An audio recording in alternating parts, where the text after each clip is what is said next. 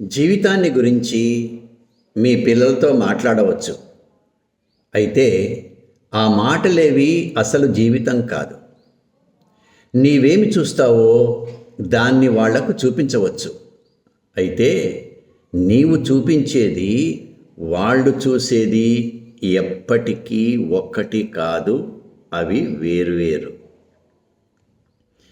దివ్యత్వాన్ని గురించి మాటల్లో చెప్పలేం. అయితే వివిధాలైన అనంత రూపనామాలపైన స్థితులన్నీ క్షణక్షణం కళ్ళ ముందు చెలించే వాటి గురించి వాళ్లతో పంచుకోగలం. వాళ్లతో మాట్లాడాలనే నీ కోరికని వాళ్ళు వినడానికి సిద్ధంగా ఉన్నారని భ్రమించకు. అతి ప్రాముఖ్యమైంది మాటలకందనిది సత్యాన్ని వాళ్ళు నీ నుంచి నేర్చుకోవాల్సి ఉంది.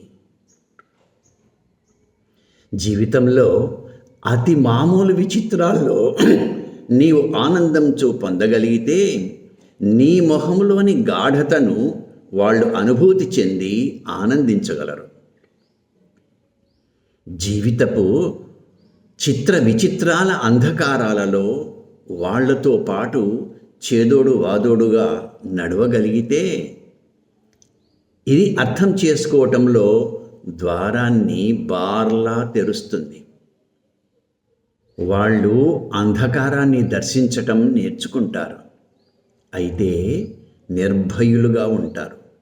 వాళ్లతో పాటు నిండు మనసుతో నిదానంగా అడుగులు వేయి.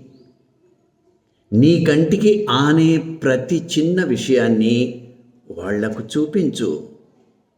వాళ్ళ కళ్ళల్లో పడే ప్రతి చిన్న విషయాన్ని నీవు గమనించు. వాళ్ళకి గొప్ప విషయాన్ని బోధించాలని, పాఠాలు చెప్పాలని చూడకు. ఊరక గమనించు. గమనికలోనే పాఠము, బోధన ఉంటుంది.